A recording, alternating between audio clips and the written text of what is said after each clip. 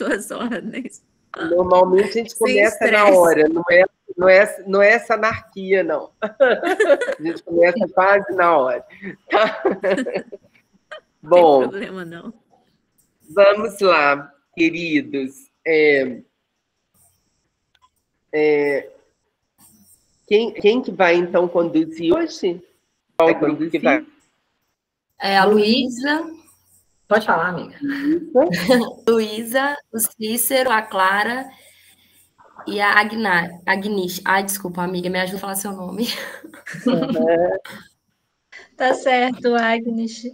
Agnish. Então, boa noite, gente. Boa noite, todo mundo. Boa noite, a Kátia. Espero que estejam todo mundo bem. Desculpa um pouco minha voz rouca, mas o pessoal falou que estava dando para me ouvir tranquilo. Então, vamos começar. Eu vou falar um pouquinho da Kátia. Eu acredito que ela vai poder me ajudar melhor também a falar um pouquinho dela, mas as informações que eu achei... Não é o meu assunto preferido, não. Não? É que a Kátia Bandeira, ela é natural do Rio de Janeiro e que atualmente ela mora em Nova York. Ela formou-se em Direito pela Universidade do Estado do Rio de Janeiro e é mestre em Direito Internacional Privado pela Universidade de Londres e pela School of Law, e é professora de Direito na Fundação Getúlio Vargas. Integrou o corpo docente da Universidade Desconhecida do Brooklyn, teve participação no DISCT International Program em Lisboa, através de serviços prestados pela Fundação Luso-Americana, FLAD, foi agradecida pelo programa de Nova York, Fundação for the Artes Literárias. Ela é pública em La Case Literary, Curious Fictions, Words Without Birds, em São Paulo Review, Jornal Rascunho e Revista Cena, Centro Cultural Raimundo Carreiro, colunista da Filos, Revista de Literatura da União Latina. A Kátia também participou e organizou diversas antologias e coletâneas e recebeu o prêmio de Escritoras Sem Fronteiras no Festival Literário de Flipolsos em 2018. Em 2020, foi a escritora convidada para o 9º Encontro de Língua Portuguesa organizado pela UMAS Boston e Instituto Camões. Escritora também convidada pela West Point Academy e Columbia University. Kátia, eu já queria fazer uma pergunta em respeito à sua biografia, que a gente notou que sua carreira inicialmente e academicamente foi fundamentada na área do direito. E em que momento da sua vida você dedicou-se a escrever literatura, ao invés de apenas apreciá-la e estudá-la? Bom, eu queria só avisar que eu me mudei para Miami no ano passado, não moro mais em Nova York, então estou falando com você de um lugar bem mais tropical do que Nova York. Não, eu sempre escrevi desde pequena, e sempre li muito, mas eu estudei Direito e pratiquei Direito, trabalhei em operações financeiras, renegociação de dívida latino-americana, um monte de coisas, mas eu sempre escrevi, mas eu nunca quis me dedicar à literatura muito cedo, não, foi proposital mesmo, eu queria descobrir o mundo, viver, e mais tarde, assim, me dedicar à literatura, e foi realmente o que aconteceu. Quando eu me mudei para Nova York, eu comecei a participar de um grupo de uma professora da Columbia, e aí escrever mais, e a partir daí é que eu passei a levar mais a sério, e chegou um dia, então, que eu conversei comigo mesmo, que eu não podia ser só amadora, tinha que ser profissional com relação à escrita. Mas o direito funcionou como uma ótima base para a escrita. Assim, eu tenho uma influência muito grande no que eu faço do direito, porque com o direito eu aprendi a buscar as fontes, então toda a intertextualidade que é presente no meu trabalho, acho que ela vem do direito, essa mania das fontes, a mania de buscar em algum lugar para aplicar. Então, uma coisa complementou a outra no final. Muito obrigada, viu? Bom, gente, agora continuando. Boa noite, Kátia. Boa noite, Guiomar. Boa noite a todos. Continuando, falando um pouquinho sobre a Kátia. Tudo bem? Para a gente entender mais sobre o trabalho dela, conhecer mais um pouquinho sobre ela, sobre as obras dela. Eu vou citar algumas das obras que eu tirei como referência no site, que vão embasar também a pergunta que eu tenho para fazer. Em 2009, a Kátia publicou a obra Forrageiras de Jade, pelo coletivo Dulcinea Catadora. Em 2013, Forasteiros, também publicado pelo coletivo Dulcinea Catadora. Colisões Bestiais Particulares, que foi pela editora 8,5 em 2015. Em 2017, Perdidas, Histórias para Crianças que Não Têm Vez, pela editora Ima. Também em 2017, lançou Jogos Benditos e Folias Malditas, e Nos Outros, 20 contos latino-americanos, sendo esses últimos publicados também pela editora 8,5. E em 2022, pela editora Lisboa, foi Baleias, Bromélias e Naturezas, e pela editora Confraria do Vento, a obra escolhida de hoje, A Patafísica do Quadrado, um romance na Rota das Galochas. Em relação a essa obra que foi escolhida para hoje, eu queria saber, Kátia, sobre o título. Porque, assim, o título dela, assim como de todas as outras obras que eu citei aqui, que eu li aqui, eles são bastante peculiares, né? Então, assim, eu queria saber se existe algum interesse particular mesmo nas questões patafísicas, ao ponto de você mencionar elas no título. Olha, para ser franca, o título que eu tinha escolhido era Churros de Saturno. Que é o nome do primeiro capítulo, né? Sim. Mas, assim, isso é um segredo. A editora achou que Churros de Saturno dava noção que era um livro mais... que o leitor talvez se decepcionasse se eu chamasse Churros de Saturno, porque não é um livro mesmo assim engraçado, é uma sátira, mas não chega a ser assim, não é cômico. Então podia... O leitor podia esperar uma coisa com o título, mas aí o título não ia ter a seriedade, às vezes, que o trabalho tinha. Então, foram longas as discussões. Ela ganhou, ela venceu. E aí ficou assim, eu achei que... É muito difícil o título, é muito difícil. Mas acaba sendo que os títulos realmente saem um pouquinho diferentes do usual. Eu não consegui ler assim da forma que é, né? Porque Colisões Bestiais Particulares, por exemplo, a gente tem partícula entre parênteses. Né? No Folias Malditas e Jogos Benditos, a mesma coisa, no bem e no mal. Então, assim, não deu para eu ler dessa forma, mas é por isso mesmo que eu quis perguntar isso, pela peculiaridade dos títulos. Porque Colisões Bestiais Particulares é um bestiário, mas aí é partícula res, porque trata um pouco da... Sempre tem alguma coisa com a física quântica. Então... Entendi. Muito obrigada, viu, Kátia? Nada, obrigada a vocês. Então, agora eu vou, aproveitando aí a deixa da explicação do título, eu vou dar a introdução mais ou menos da obra, que a gente vai estar investigando junto com a Kátia hoje, né? E que é uma obra, como já foi dito na explicação do título, que tem aspectos bem peculiares. Eu trataria, inclusive, já voltando um pouco na questão anterior, a questão de ser cômico em relação às questões patafísicas, mais na questão da linguagem em si do que na comicidade do enredo, né? Como as funções linguísticas podem ser abstratas e, ao mesmo tempo, terem uma intertextualidade com um significante muito profundo, e eu acho que é isso que estaria nesse termo, na patafísica.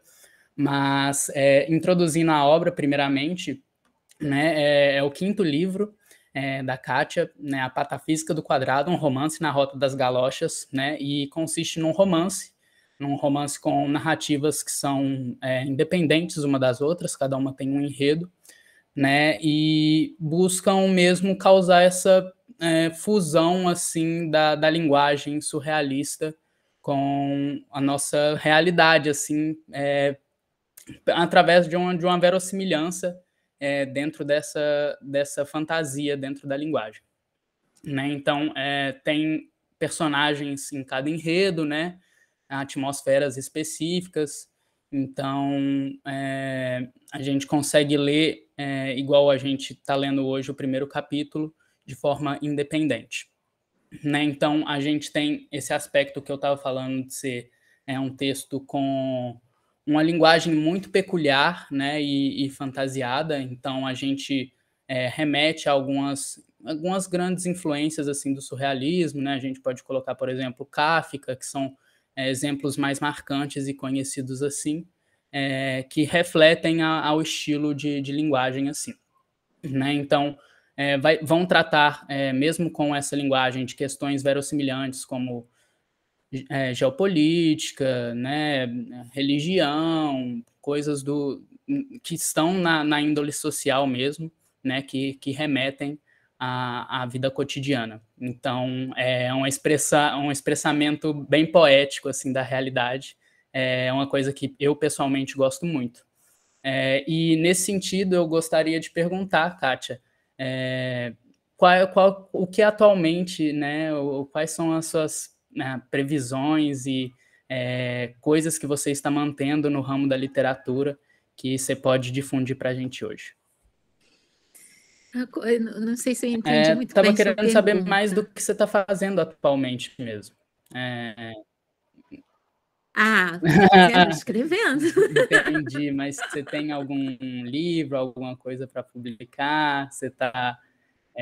Sim, eu tenho um outro livro já assim pronto para publicar, um ou dois de poesia também, que já estão meio prontos, e estou escrevendo outros dois que são que eu comecei há muito tempo atrás, 2016, tem um que eu comecei em 2016 e que eu preciso retomar, que na verdade era o que era para eu publicar em vez desse, da patafísica, mas aí aconteceu da patafísica. Primeiro porque eu acho que a gente acaba obedecendo aos personagens, obedecendo a literatura mais do que a si mesmo, né? Então as coisas vão acontecendo e o personagem vai falando, e tem personagens que assim insistem que tem que existir, que tem que aparecer, que tem que falar, aí ficam aqui no meu ouvido. Muito bom saber disso. Boa noite a todos. Assim, eu comecei a escrever pela poesia, não é? Eu sempre escrevi poesia, na verdade, mas eu achava assim, o que é poesia? E eu tinha bastante dificuldade em publicar poesia. Eu escrevo poesia desde pequena, assim, desde os 6 anos, e eu só publiquei no ano passado, porque eu sou muito temerosa, assim. Eu não gosto muito de publicar, para falar a verdade. Eu acho chato publicar, eu gosto de escrever mesmo.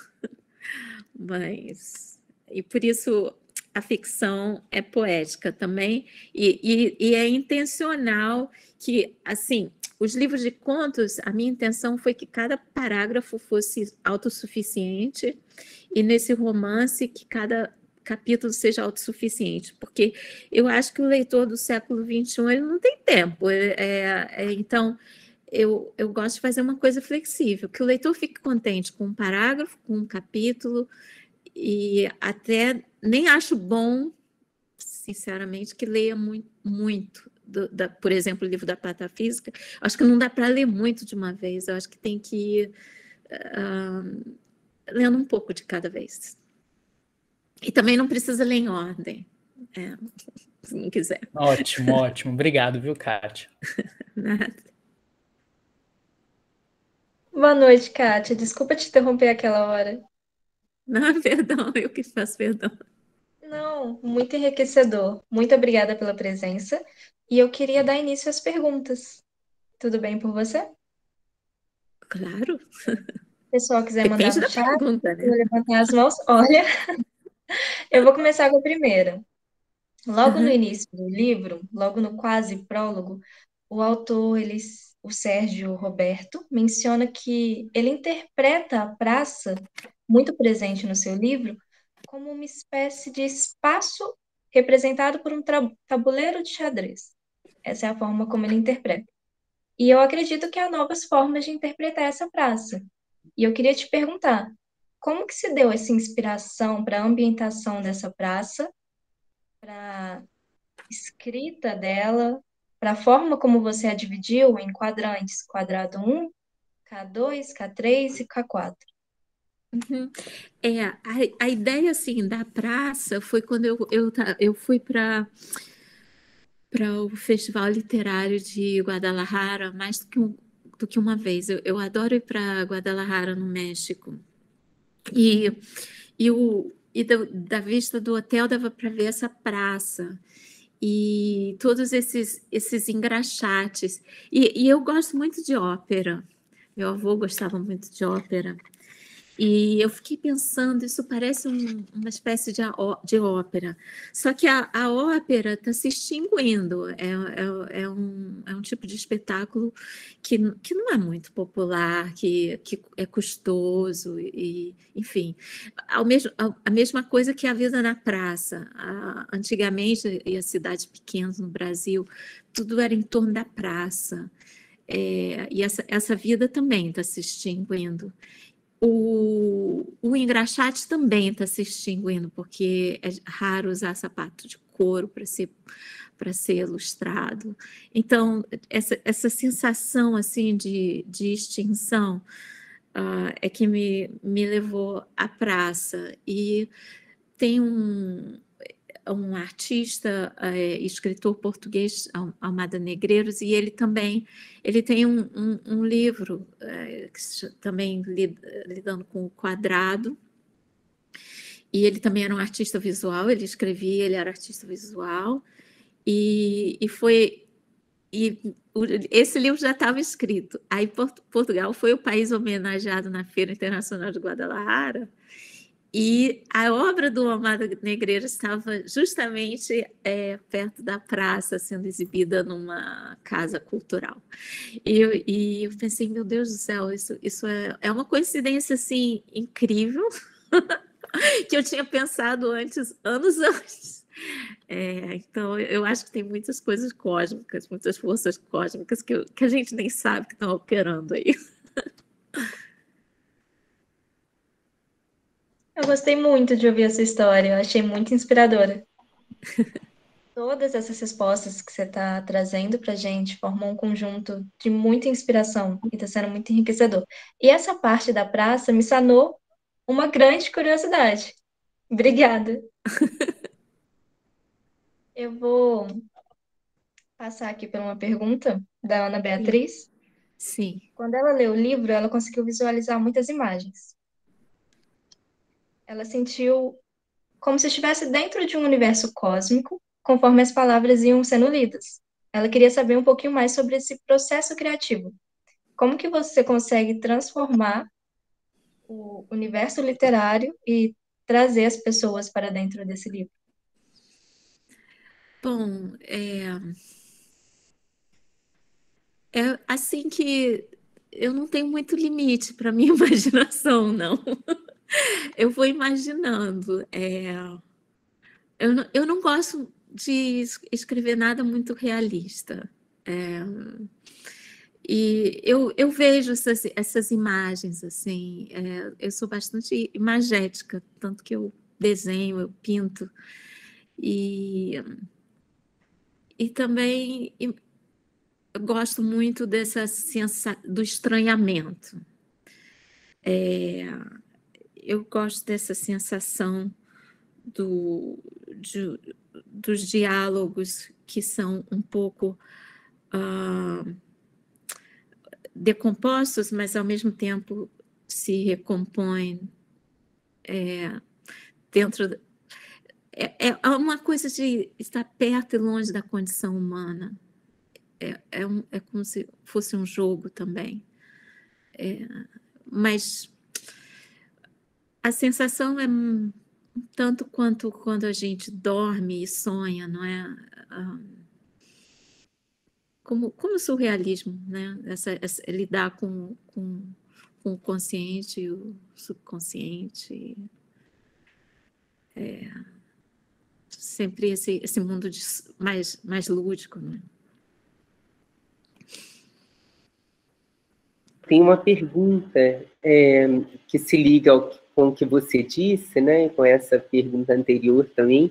É assim, você planeja os seus livros, Kátia, ou você deixa eles fluírem, deixa a criação fluir assim ao sabor do inconsciente? Como é que você faz? Você sabe antes o que você vai escrever? É isso. Eu tenho bastante dificuldade de planejar. Então, o Raimundo Carreiro uma vez falou que o meu livro Colisões era como num fio de arame, assim. Então, há um pequeno fio, mas eu não penso muito em trama, em enredo, nada disso. É mais fluindo conforme os personagens vai evoluindo. Mesmo que eu planeje, aí eu vou escrevendo, não vai. É difícil, não é nada lógico, né? Eu não gosto de nada lógico. Ótimo, eu acho que eu tenho uma reação à lógica. Né? Eu não gosto da razão, da lógica. Isso.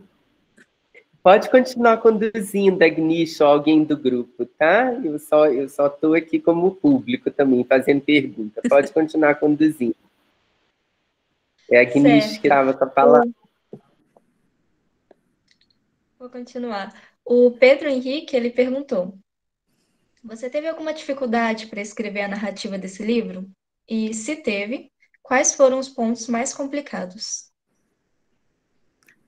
Eu tenho bastante dificuldade, sim.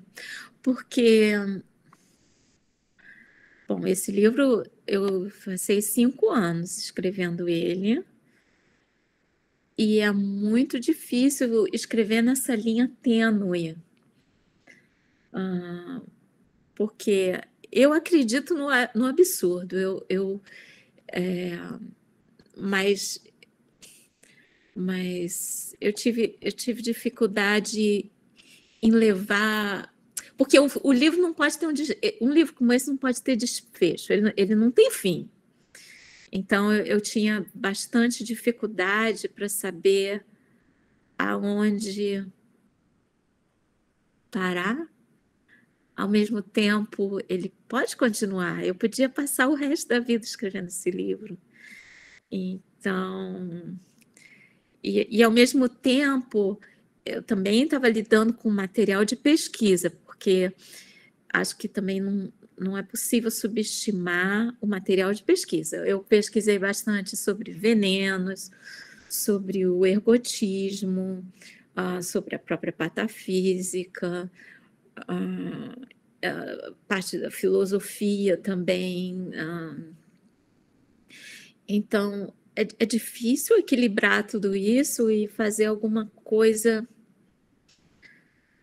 no momento que eu tinha que apresentar para a editora para publicar. Aí comecei a ficar preocupada.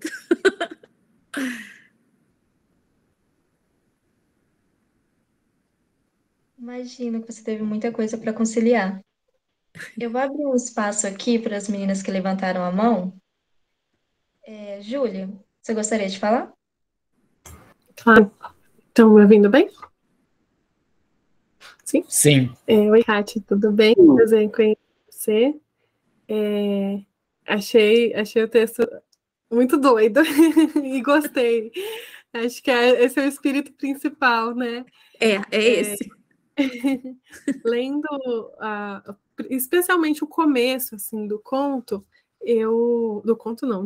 do capítulo, eu pensei em algumas coisas, por exemplo, como a violência desse primeiro parágrafo, especialmente, me lembrou muito o Rubem Fonseca, e depois a condução do absurdo foi me lembrando outros autores, como a Verônica Stiger, e aí, quanto mais eu ia, assim, mais eu via alguma coisa de mas também uma voz muito singular sua, acho que da graça, da comédia, só que essa comédia que mistura algo super violento com uma coisa meio esdrúxula, meio fora de um passo, assim. E aí eu queria saber, você como leitora, você como alguém que concilia vozes dentro da sua própria voz, talvez até de um jeito um pouco inconsciente, né, já que você só vai se deixando levar pelo fluxo, como que você sente essas vozes literárias influenciando seu texto, ainda mais uma, por exemplo, como o Rubem Fonseca, que é realista, né, o superrealismo do Rubem Fonseca. Como que é isso, assim? Como que você concilia ou não concilia, só deixa rolar? Como que funciona para você essas vozes literárias que vão interpassando a sua voz também? Bom, assim, eu tinha a intenção de enganar um pouco o leitor na abertura ali. Realmente foi intencional, assim, porque tem várias coisas nesse livro que eu quis fazer certas sátiras, assim, sobre ficção científica, sobre o realismo, como no caso do Rubem Fonseca, usar aquilo, mas depois transgredir. Para mim, é muito assim, fazer leituras e transgredir. Então, é como se fosse uma reação ao que eu leio, eu vou misturando. Eu leio muito fragmentado também. Então, eu não leio, é muito raro. Eu leio um livro de ponta a ponta, mas o resto é bem fragmentado. Eu gosto dessa mistura, porque me deixa totalmente livre. E eu gosto da ideia de transgredir, de enganar o leitor. Agora eu vou fazer um pouquinho tipo ficção científica, mas não é. Enfim, essa ideia mesmo de mexer com essas peças, assim. Quase um processo antropofágico, né? É tudo bastante reativo. Assim, apesar de ser... Porque com o surrealismo a gente tem sempre essa ideia da escrita automática, do fluxo, mas não é só, porque tem que editar, tem que... Nossa, cada capítulo desses, eu não sei quantas vezes eu editei. Eu acho que no mínimo entre 5 e 10 para cada capítulo. É muita edição também, para que faça sentido. E às vezes eu acho até que faço mal, às vezes, ao editar. É tão difícil, é bem difícil. Bacana, legal saber. Eu imagino que seja um longo processo, assim, talvez até você discutindo com você mesma, né? O que vai, o que fica, o que você quer, o que você não quer. Mas a ideia foi assim de se parodiar um pouco, transgredir gêneros e um pouco de ter o leitor como parceiro, assim, mas um parceiro ativo. Eu não acho que a literatura é para ter um leitor, no meu caso, um leitor passivo não vai entrar, né, na vibe do livro. Tem que estar junto, tem que se divertir junto, tem que entrar na onda, porque há pessoas que não gostam desse estilo também, eu sei disso, que não vão, né? Não embarcam, e tem que embarcar junto. O Cortázar tem um livro de um navio, assim, eu sinto que é isso, entrou ali, tem que embarcar. Muito legal, obrigada, viu, Kátia? Obrigada a você. Kênia, você quer falar um pouquinho? Sim, boa noite, tá dando para ver direitinho? Tá? Assim. Ok. Boa noite, Kátia. Boa noite. Então, lendo o trecho do livro que a Guilmar nos indicou, eu me lembrei muito de uma cultura bem característica aqui de Minas, que são a contação de causos. E eu queria te perguntar se você já teve contato com algo do gênero e se essas realidades e concepções que muitas vezes extrapolam, né, da questão da lógica e extrapolam também o pensamento criativo, que varia de pessoa em pessoa, se isso te inspira no seu processo de escrita. Sim, eu acho que tudo alimenta o processo da escrita. Para fazer esse livro, eu lia muito o Dom Quixote também. Acho que o Dom Quixote serviu assim como um tipo de estrutura embaixo de tudo também. Mas eu nem posso dizer que foi também só Dom Quixote, porque tinha muita influência dos russos. Uma amiga minha falou assim, esse livro podia ser um romance russo de um autor contemporâneo russo. Então, são muitas influências, mas é claro que esse tipo de conversa popular permeou, sim, o livro, porque é a ideia da praça, a ideia dessa conversa, sim. E isso é uma coisa que eu gosto da minha vida particular também. Eu adoro falar na rua com gente estranha. Então, eu acho que tem isso também. Obrigada.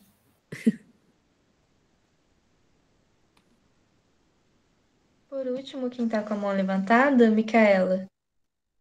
Você quer falar sua pergunta? Olá, gente, boa noite. Boa noite, Kátia, tudo bem? Boa noite. Então, eu queria fazer um comentário primeiro e depois uma pergunta, mas eu acho que lá no início você acabou que respondendo um pouco ela, né, sobre a questão da praça e tudo mais, mas eu vou fazer mesmo assim, só porque, né, planejei, fiquei muito curiosa para saber também algumas outras coisas. Uhum. Então, o comentário é sobre o estranhamento que eu tive ao ler o primeiro capítulo. Não consegui ler mais por causa, né, da dinâmica da semana, mas eu fiquei muito assim em choque quando eu li o primeiro capítulo, né? Eu fiquei pensando no quão mágico é o escritor, né? Conseguir trabalhar as palavras com uma temporalidade que não seja linear. E você trabalha isso muito bem, né? Eu considero que alguns livros difíceis, né, de ler, não porque o vocabulário é muito difícil, mas porque cria essa outra temporalidade da qual eu, pelo menos, não estou muito acostumada, né? E aí o seu livro, né, e o capítulo que eu li, ele, de certa forma, me fez ir, né, para esse universo do estranhamento. E ficar assim, pensando, o que aconteceu? E aí agora a pergunta, né, como você se inspirou para a construção dos cenários dessa obra, né? Porque, pelo que eu li do capítulo, né, desse primeiro capítulo, o cenário do seu livro, ele perpassa entre os personagens, né, num vai e vem atemporal. Porque na mesma hora que o personagem, por exemplo, está comendo churros, outras cenas vão acontecendo, e aí depois volta nos churros, e aí já desembola uma outra imagem, sabe? Vai abrindo várias janelinhas. Uhum. E aí, mas só que essas mudanças, né, essas janelas que vão abrindo, não causou em mim, pelo menos, um afobamento. Mas despertou uma curiosidade de saber, assim, qual será o próximo cenário, né? Qual será a próxima janela? E aí eu percebi que você também dá muitos elementos para a gente... no cenário, né, para a gente inferir o que vai acontecer. Você não dá as respostas prontas, né? Aí a gente acaba aqui entrando mesmo, emergindo no livro, e aí fica querendo mais. E aí eu achei isso bem interessante, né? Porque, de certa forma, prende o leitor, né? Parabéns, eu gostei bastante. Obrigada. Eu não gosto da resposta, não. Até recentemente alguém fez uma revisão, assim, uma resenha do livro. Quase que ela alcançou as respostas sociológicas de certos... Eu apavorada, assim, eu não quero alcançar a resposta sociológica de nada. Porque eu acho que a vida é tão cheia de... tão mais cheia Tchekov também falava isso, que é mais perguntas do que respostas. Então, é esse mundo assim de indagações, né? E eu acho que o mundo de indagações é um mundo cheio de curiosidades, cheio de coisas, cheio de inquietações também, e é isso que faz a vida mais interessante do que as respostas. Eu acho que a resposta é o menos importante até, sei lá. Sim, aí eu fiquei pensando assim, quando terminar, porque eu não li o livro todo, né? Mas eu fiquei pensando, como será o final desse livro, né? E aí é um grande dilema, teria que ler a obra toda. Não tem bem um final, porque não dava para dar desfecho assim para todos esses personagens. É como se fosse uma fração metafísica assim de vida, né? Mas tem uma certa curva da ascendência assim, do envenenamento, do fanatismo religioso, da ideia do populismo, que assim, no primeiro capítulo não aparece, mas por exemplo, tem esses engraxates todos, então eles tem um que encontra esse caroço de abacate no meio da rua e ele cria em torno desse abacate um ogro, né? Um oráculo que as pessoas passam, porque elas estão envenenadas pelo centeio do pão, elas passam a achar que ele é uma espécie de mito, de um deus, e essa tendência assim de hipnose e aí o livro tem uma onda assim leve desse fanatismo que aumenta e depois retrocede, porque o ergotismo ele era assim, ele envenenou determinadas populações e depois ele retrocedia. E por isso que tem curvas assim de crescimento populacional e depois um decréscimo. E ninguém sabia muito bem por que na Rússia, na França, aconteciam esses declínios populacionais.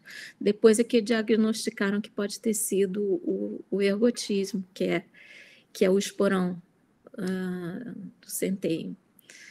Então, tem uma parte também científica por trás disso. Mas é um pouco como acontece com a humanidade também, que passa por ondas, né? Então, não tem... Eu acho que o desfecho é o desfecho da nossa existência, que até agora ainda não aconteceu como civilização, como humanidade. Tá joia, obrigada, viu? Obrigada a você. Isso mesmo. Agora eu vou ler a pergunta da Giovana. Pode falar, Guilmar, desculpa.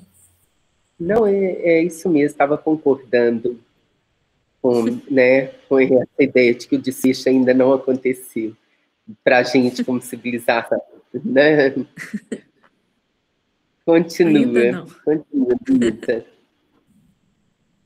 A Giovana deixou no chat a pergunta dela, ela está dando boa noite, e ela queria pedir desculpa, porque o microfone dela está estragado, mas eu vou ler a pergunta para ela. Quais foram as referências literárias que mais te ajudaram no processo criativo do livro? Pois é, foram realmente muitas, né? Assim, até difícil. Eu sei que eu vou deixar de mencionar alguma, mas com certeza eu sempre... um dos pontos de partida foi Dom Quixote, outro ponto de partida, que é uma coisa que eu sempre tive na cabeça, assim, do Rabelais, do francês, essa coisa meio grotesca, porque eu acho que aí é uma visão assim meio Gargantua e Pantagruel. Os meninos precisam conhecer. É um autor satírico francês, né? Interessante, então, que eu pensei ao ler seu livro. Pois é, por isso que o caroço de abacate, que ele vira esse oráculo, ele se chama El Pepe Panta, porque é homenagem ao Pantagruel. Então tem esse lado assim, grotesco, absurdo, porque eu acho que a gente avançou, mas não avançou. Então, a essência continua ali no Rabelais, na parte... Por isso acho que está em todos os meus trabalhos, porque Colisões Bestiais Particulares é um bestiário. É o lado do ser humano também animalesco, também primitivo, porque às vezes parece que hoje em dia a gente veste uma certa capa, assim, mas no fundo, acho que a gente ainda está lá, muita coisa assim, meio do Rabelais, da Idade Média, do básico. Eu tenho bastante dificuldade, às vezes, quando eu vejo uma crença, assim, que a humanidade vai evoluir, que tudo vai assumir uma lucidez, que vai ter... É claro que há evolução, mas tem um lado essencial, assim, que é animal, que é grotesco, que pode ser bom, pode ser mal, que se ilude. Tem tudo isso, isso vem de sempre, assim. Então... Agora, também bastante influente foi o Mikhail Bulgakov, que é o escritor russo. Às vezes, quando eu não tinha, assim, o que eu faço? Eu ia no YouTube e via imagens do Mestre Margarida, o filme soviético mesmo, em preto e branco, e ela voando, assim, pelo céu, e o diabo aparecendo no banco da praça. E aquilo sempre me instigou, assim, a continuar.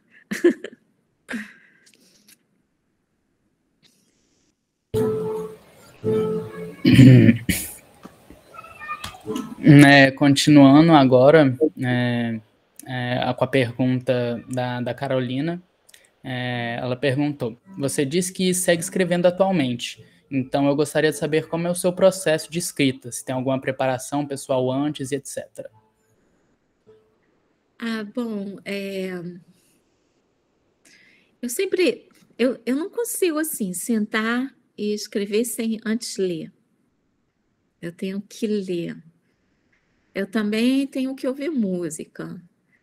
Por exemplo, esse livro da Patafísica, eu ouvia muito tango. Depois, no final do livro, quando eu acabei o livro, falei assim para a editora: Toma, eu ouvi muita ópera e eu chorava. A música é ligada ao meu processo, assim, criativo também. E a leitura, não... É uma combinação, mas tem que ter bastante disciplina diária, assim, de escrita. Isso, com certeza, é todo dia, nem que seja um pouco, nem que não esteja bom, mas a escrita é um trabalho diário, requer muita disciplina. É uma coisa assim, e bastante solidão também, né? Eu acho que é isso, preservar um espaço para a escrita e trabalhar sozinho ali, todo dia, mas é o que me faz levantar de manhã, então tá bom, né? É muito solitário, sim, o trabalho do escritor, né? Quem não gosta de solidão, melhor escolher outro métier mesmo, que a gente vai ficar... É solitário e rotineiro, né? Exige uma rotina, né? E assim, é difícil, né? Por mais que o escritor escreva muitas peripécias, né? Descreva muitas aventuras, né? Para que ele realmente constitua uma obra, ele precisa de ter uma vida, às vezes, muito banal, rotineira, né? Acordar na mesma hora, ficar ali na frente, né? Do computador hoje, antes era da máquina de escrever ou do papel, né? Ele precisa desse trabalho, dessa labuta diária, que é uma labuta rotineira, né? Isso. E hoje em dia tem essa demanda, assim, do escritor se expor mais, né? Que acaba sendo prejudicial, né? Essa pressa, essa coisa de mídia social, tudo isso não faz bem para escritor, não, eu acho. Lidar com tudo isso são muitas essas demandas, assim, porque a gente tem que ficar consigo, não é? E hoje em dia o mundo demanda uma exposição, às vezes, ao escritor que acaba sofrendo o trabalho, né? Às vezes a pessoa é um ótimo escritor, mas aí depois ele vira escravo dessa demanda também, né? Agora, quanto à rotina... Participação em eventos, né? Isso que você está dizendo, de se expor em redes sociais para ser lido, né? Então, tem toda uma dinâmica da sociedade do espetáculo e que é contrária, né, de fato, a esse cuidado que a escrita exige, né, esse plantio silencioso, assim, e lento, né? É isso mesmo. Vai de encontro, assim, a personalidade, né? Porque quando você escreve, você costuma ser uma pessoa introvertida. E aí você tem que conciliar ser introvertido com essa extroversão, assim, essa demanda externa. E eu não sei, às vezes eu acho isso bem agressivo. Tem muitas agressões, assim, que a gente sofre durante o processo criativo. Qualquer interrupção, às vezes, pode ser uma coisa, parece bobo, mas pode ser uma espécie de violência, porque quando a gente está escrevendo, compondo, é tanta concentração, aí quando vem qualquer demanda externa, para mim, às vezes, eu sinto que é brutal, assim, que eu gosto tanto daquele mundo, e aí, tem que servir o almoço, tem que fazer compra para casa, ou eu não sei. Isso tudo agride esse processo, é difícil conciliar.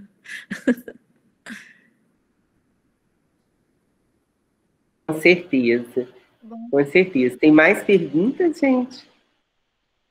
Tem sim, tem no chat. A Maria, ela disse boa noite a todos e fez a seguinte pergunta. Você percebeu que gostava de escrever? Quando foi? E qual foi a sua primeira obra? Sim. Bom, escrever eu sempre gostei. Mas eu sempre gostei de ler também, porque eu acho que vem junto. Desde pequena, assim, eu era muito pequena e eu andava pelo Rio de Janeiro e eu não conseguia ler os letreiros. E aquilo, eu pensava assim, nossa, isso eu tenho que ler, eu tenho que ler. Então, eu comecei a ler muito cedo. Minha mãe que me alfabetizou antes de entrar para a escola. Eu era desesperada. Mas aí eu também passei a escrever as minhas coisas, assim.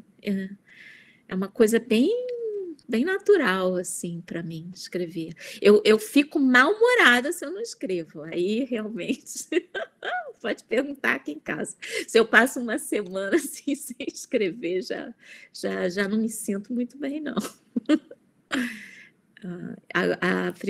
O primeiro trabalho que eu publiquei foi com o projeto do Cinema Catadora, porque justamente eu escrevi uma história sobre um catador de papel, era um senhor de Minas, e ele passava metade do ano indo para os Estados Unidos catar papel no Queens.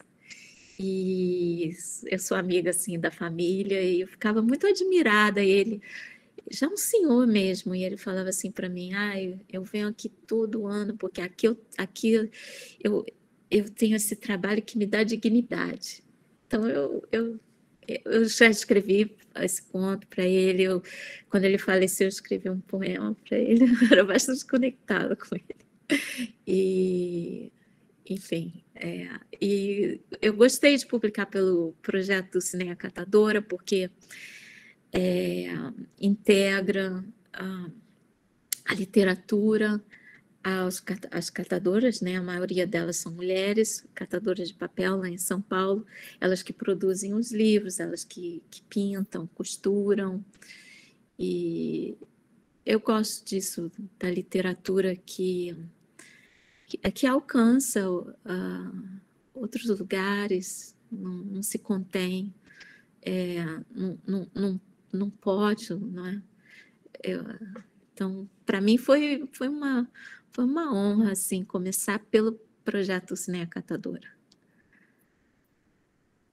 Bom, eu acredito que seja a última pergunta aqui do chat, que é a da Marina Gabriela. E a pergunta dela é: Kátia, o que você acha que mudou no seu estilo de escrita ao longo do tempo?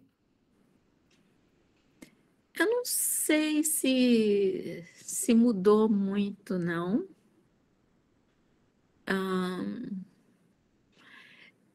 Eu só sinto que depois que eu passei pelo atentado, assim, do 11 de setembro, eu acho que a minha visão de mundo ainda ficou mais surrealista do que era antes. Salvo isso, acho que não mudou muito, não. Você estava em Nova York quando aconteceu o atentado? Quando aconteceu a queda das Torres Gêmeas? Nossa, eu estava. Então, conta um pouquinho disso para a gente, dessa experiência. Foi uma experiência assim, muito marcante, porque era um dia muito bonito, era um céu lindo, era um dia maravilhoso. E, de repente, a gente começou a ouvir esses aviões e a cidade parecia sitiada. E eu fiquei muitos anos sem ver cena alguma. Eu só vinha ver a cena dos prédios caindo anos depois. Eu não liguei a televisão, eu não liguei o rádio, mas eu fui perto da área 2 semanas depois e foi assim essa sensação do mundo vindo abaixo. E a maneira de reconstruir aquele mundo que veio abaixo realmente tinha que ser pelo surrealismo. E eu acho que não é acidental isso, porque o surrealismo também foi criado numa situação assim da Primeira Guerra Mundial, essa maneira de retomar o mundo, né? de reconstruir, fazer uma colagem da destruição. Então, eu acho que isso realmente me influenciou muito. Aqueles dias, aquelas mortes, foi horrível. Imagino, querida, imagino. O Cícero tem uma pergunta. Sim, a minha pergunta é, inclusive, bem relacionada à questão que a Guiomar levantou agora, que é a sua relação mesmo, verossimilhante com o primeiro texto. Eu queria saber o quanto você se enxerga em Apolônio nesse sentido, sabe? Porque a gente vê ele nessa situação, inclusive de forma bem metalinguística, assim, né, dele experimentando a escrita em relação ao que ele tinha vivenciado, aos atentados e a situação em que ele estava. E foi muito legal ouvir isso agora, né, após a questão da Guiomar, porque atestou mais essa questão que eu estava para perguntar, que é sobre justamente o quanto essa verossimilhança é presente em Apolônio para você. Eu quis abrir o livro com um atentado terrorista, por causa do 11 de setembro, com certeza. Isso foi uma decisão. Eu, pessoalmente, não me identifico muito com a Polônio, assim, pessoalmente, mas como uma peça que eu usei para falar de diversas coisas. E uma das coisas é essa investigação da América Latina. E aí também uma pequena transgressão sobre livros de detetive, livros de investigação, mas não é um detetive, tem um pouco a ver com o trabalho do Bolanho também, descobrir por que a América Latina é do jeito que a América Latina é, por que tem a violência na América Latina, que para mim é um tema também. Mas eu quis combinar com o terrorismo. E eu acho que é porque eu também, no final das contas, é o que eu vivo, quer dizer, a violência da América Latina, das Américas, o terrorismo. Eu morei antes em Londres, uma vez eu estava no Oxford Circus, lá em Londres, e tinha uma bomba. E eu tive que fugir da bomba. Então, tinha ataque do IRA em Londres, quando eu morei lá, há muitos anos. Até o meu edifício tremeu uma vez. Então, o terrorismo também tem afetado a minha vida. Eu sou do Rio, aí tem a violência, então eu quis tratar desse tema, mas de uma maneira um pouco diferente.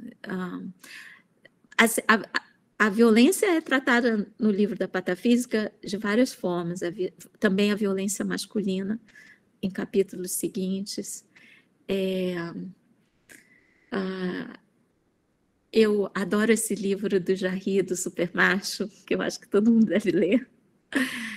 Então eu quis fazer uma brincadeira também com o personagem masculino. Eu vou te fazer uma pergunta também que tem a ver com sua experiência no Zeu. Assim, eu fiquei impressionada com os churros, nesse primeiro capítulo. Fiquei pensando que os churros podiam ser uma metáfora da imigração, dos imigrantes, sabe? Assim, né? Sim. É uma coisa muito típica do México, né? E Isso. Há muitos imigrantes nos Estados Unidos. Então, a sua própria experiência como imigrante, eu queria te pedir para falar um pouquinho sobre isso, se realmente tem a ver, né? O que eu imaginei, assim, né? É engraçado, né? Os churros, assim... Os churros, tem churros na Espanha também, né? Que eles servem com chocolate. Mas eu não sei, eu acho que os churros é simbólico mesmo. Por exemplo, em Nova York, perto da minha casa, foi muito isso que me inspirou, que na estação de metrô, eu morava perto da estação da 96, e tinha sempre uma imigrante mexicana na saída das escolas, e ela tinha aquele tabuleiro enorme de churros. Então, com certeza, é simbólico dessa cultura, né? E, ao mesmo tempo, um símbolo também fálico para o personagem. Enfim, tinha muito ali para interpretar. E você, você ainda não respondeu, né? E você, como é que você se sente tendo, né, uma vida nos Estados Unidos, assim? Você foi para aí com que idade? Como é que é isso para você morar nos Estados Unidos, Kátia?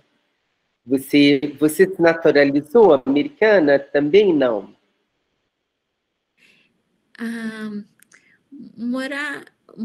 Bom, eu nunca planejei morar nos Estados Unidos, mas eu sempre quis, assim, morar pelo mundo. Isso desde dos 16, 17 anos. Eu só queria descobrir o mundo, assim. Eu tenho muita curiosidade pelo mundo. Por mim, eu nem teria ficado tanto tempo assim nos Estados Unidos. Eu teria mudado mais. Mas por questões de família, acabei ficando aqui, embora antes tivesse morado 9 anos na Europa e também vou com muita frequência para Portugal e para o Brasil. Os Estados Unidos, eu não... Porque eu sou assim, eu não me considero americana, não. Eu me sinto bastante estrangeira aqui. E por isso que eu me senti sempre muito bem em Nova York. E aqui em Miami também, né, nesse sentido de ser estrangeira, mas nunca senti que eu estava num ambiente mesmo americano, porque também nunca convivi num ambiente super americano, sempre mais entre estrangeiros, sempre entre imigrantes. Então, eu me sinto principalmente imigrante. Assim. Ótimo, ótimo. Talvez mais ainda, né, o Apolônio tem a ver com você, né, como Cícero tocou, né? Então, aí é isso. Tem alguma coisa mais? Tem alguma coisa mais que você queira falar para a gente do livro, da continuidade do livro, assim, porque a gente leu o primeiro capítulo, né? O que você esperava com o livro, o que o livro significa para você. Você quer, né? Sinta-se à vontade aí para, né, para falar o que você quiser sobre a continuidade dessa obra. Eu acho que a gente tem ainda a continuidade do trabalho fica mais para o leitor, se o leitor se identifica, se o leitor aceita a proposta de partilhar esse mundo assim. Eu acho que, tendo acabado esse livro, acho que meio que acabou um pouco a minha função, e ele fica mais entregue a quem vai ler e interpretar e partilhar. É mais passou do estágio da criação para partilha, e eu não sinto que eu tenha mais controle ou que seja meu. É um pouco quando a gente cozinha, que depois serve a comida. Aí cada um tem o seu paladar. Come o que quer. Ótimo, ótima comparação. Gostei muito. Eu gosto de cozinhar e gostei muito da comparação. É isso mesmo. Não é? E a mesma coisa que a comida, porque demora para escrever o livro e depois... Também demora, é trabalhoso, né? Tem um trabalho e um prazer ao mesmo tempo. A comparação é fantástica. E eu vou repetir falando assim, ó, como a minha amiga Kátia disse... Não é? Né? É isso mesmo. Isso mesmo. E alguém mais? Perguntas? A Bárbara chegou pedindo desculpas do atraso, mas nada de pergunta. Cadê a pergunta? Sem as perguntas não tem... é como se não tivesse estado aqui. Vamos lá, alguém mais tem alguma questão? Gente. Ou podemos encerrar? Alguém mais, alguma questão? Kátia, se tem mais alguma coisa a dizer, querida? Bom, eu gostaria de contar que, quando eu escrevo, eu não escrevo no computador e nem escrevo à mão. Eu tenho uma máquina que... Nossa, é mesmo? Como? É muito legal. É assim, é uma máquina de escrever que é ligada com uma nuvem. E você não pode corrigir, você tem que continuar escrevendo. E isso é muito legal para o fluxo da imaginação, porque o computador, ele não ajuda muito quando a gente escreve, porque você aí pode corrigir, aí você olha, ai, não tá bom, vou lá, apago tudo. Esse não. Se você não gostar, você tem que continuar.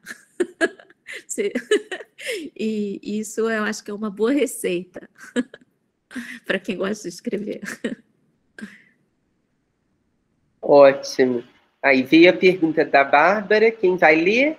Agnish, Cícero, alguém do Eu grupo? posso ler. Clara, Pode ler? A Bárbara queria saber se você tem algum ritual para escrever, uma música, uma bebida especial ou outro tipo de coisa. Bebida, não. Não, muito ritual não, mas eu gosto de música, sim, eu gosto de ouvir música. Eu acho que cada coisa que a gente escreve tem um ritmo. eu Então, também. né? Eu também. Gosto de ouvir música escrevendo. Então, esse seria um ritual. Eu participo de um grupo matinal de mulheres que escrevem aqui nos Estados Unidos. Eu sou até a única estrangeira. E todo dia, entre 8 e 10 da manhã, todo mundo se encontra para escrever. É bom, porque esse grupo assim foi criado na pandemia, mas ajuda também a ter disciplina. É muito legal, uma dá apoio à outra. Nossa, que incrível! E vocês conversam entre si sobre o que estão escrevendo, ou é um grupo, vocês ficam escrevendo sozinhas, assim? Eu nunca conheci nada parecido, não. Quem sabe as meninas não criam, né? Aqui. É muito interessante. É bem interessante, funciona bem. É assim, nos primeiros 5 minutos, todo mundo fala bem rápido o que vai fazer. É uma certa prestação de contas, assim. Hoje vou escrever o capítulo do meu romance, hoje vou ler, hoje... É uma prestação de contas. E no final também, hoje rendeu, não rendeu, mas é um grupo de apoio. E começou mesmo na pandemia, mas também é um apoio assim entre mulheres e é bem legal ter esse grupo. Aí de vez em quando todo mundo se encontra às vezes num domingo para pôr a conversa em dia, mas o resto é bastante disciplinado, é só prestação de contas e escrever. É muito legal, assim. Muito interessante. Até para mestrandos, né? Seria uma coisa boa, assim, né? Para quem está fazendo TCC, assim, se reunir para escrever, tá? Para criar uma rotina de escrita, assim, junto. É uma ideia muito interessante. A Gabriela está fazendo uma pergunta. A Gabriela perguntou: além desse tipo de grupo, você participa também de grupos de leitura para trocas entre as próprias leituras e escritas? Não, assim, grupo de leitura não. Não, só participo desse. Eu participei agora vários meses de um grupo de estudos. Às vezes eu participo de grupo de estudos de arte contemporânea, mais a parte de arte mesmo, para discutir trabalhos de arte visual. E é muito bom, porque a arte alimenta a criação literária. Então, muitas vezes, dessas discussões de grupo de arte contemporânea influenciam o meu trabalho. Tanto que esse livro da Patafísica também menciono assim, artistas plásticos, certas tendências da arte contemporânea. Eu acho que quando a gente tem essa convergência, entre arte, ciência, literatura. Literatura só não se, eu acho que não se basta, a gente tem que alimentar de outras coisas. E definitivamente ciência e arte, eu acho que alimentam a criação literária.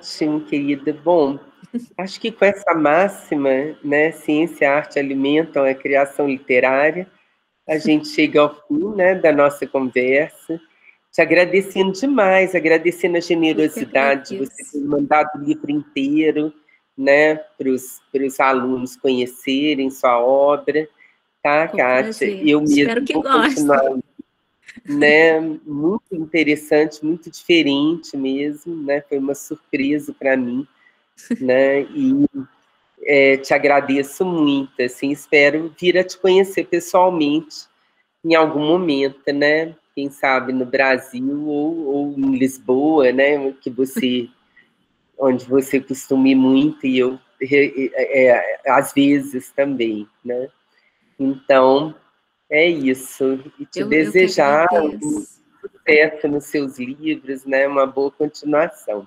O grupo quer agradecer também? Alguém do grupo? Eu vou puxar os agradecimentos. Muito obrigado, viu, Kátia? Ótima a reunião, esclareceu muitas das coisas. É sempre bom a gente ter uma presença que já está na ativa, tanto como inspiração, como embasamento de outras fontes de trabalho mesmo. É muito bom a gente ter o contato profissional. Eu vou estar deixando aí de novo o link do site da Kátia, para quem tiver interesse. Agradecer também aqui a Guiomar, que está proporcionando essa cadeira maravilhosa, onde que a gente tem toda semana um autor diferente, e é muito engrandecedor isso tudo. É isso. Eu queria também agradecer a vocês, viu? Obrigada a vocês. E quando quiserem entrar em contato, se vocês têm meu WhatsApp, estou sempre às ordens. É um prazer sempre conversar. Então, estou sempre às ordens. Obrigada, querida. Muito obrigada mesmo. Obrigada a vocês. Tempo aqui. Obrigada. Boa continuação aí. Obrigada. Até a próxima. Obrigada. Boa noite, gente. Obrigada a todos também. Boa noite, gente. Obrigada. Boa noite, gente.